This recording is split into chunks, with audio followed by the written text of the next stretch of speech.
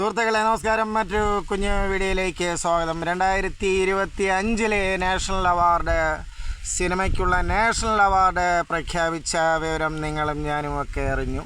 പല വിമർശനങ്ങളും അഭിനന്ദനങ്ങളുമൊക്കെ നാം വായിച്ചു കേട്ടു. ശ്രീ വിജയരാഘവൻ്റെ അവാർഡ് തീർത്തും യോഗ്യതയ്ക്കുള്ള അവാർഡ് തന്നെയാണ്. പിന്നെ ആട് ജീവിതത്തിന് അവാർഡുകളൊന്നും കിട്ടിയില്ല എന്ന് വലിയ പരാതി 4 ഭാഗത്തു നിന്നും വരുന്നു. ആട് ജീവിതത്തെ സംബന്ധിച്ച് പറയുമ്പോൾ അവാർഡ് കിട്ടാനുള്ളൊരു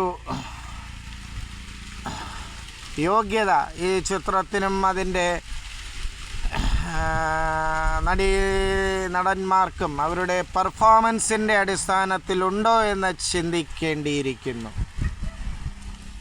ഒരു കഥാപാത്രത്തെ ആവശ്യത്തിൽ കൂടുതൽ പൊലിപ്പിക്കുക, മറ്റ് പശ്ചാത്തല ഡീറ്റെയിലിംഗ് തീർത്തും ഒഴിവാക്കിക്കൊണ്ട് മരുഭൂമിയുടെ ആ ഒരു ഭംഗി മാത്രം പകർത്തുക, ഇതൊക്കെ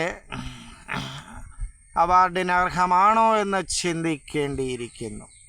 ഇപ്പോൾ ആടുജീവിതം എന്ന നോവൽ ഞാൻ വായിച്ചിട്ടില്ല എങ്കിൽ പോലും ആ സിനിമ തിയേറ്ററിൽ കാണുമ്പോൾ യാതൊരു ഫീലും എനിക്ക് അനുഭവപ്പെട്ടില്ല.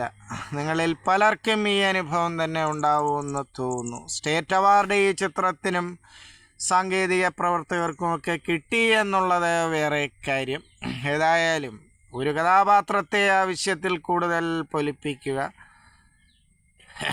ഫാൻസി ഡ്രസ്സ് കണക്കെ ചില കോപ്രായങ്ങൾ കാണിക്കുക, മറ്റ് കഥാപാത്രത്തിൻ്റെ അവസ്ഥകളെക്കുറിച്ചുള്ള ഡീറ്റെയിലിംഗ് തീർത്തും ഒഴിവാക്കുക. അപ്പോൾ ഏതായാലും അർഹതയ്ക്കുള്ള അംഗീകാരം തന്നെ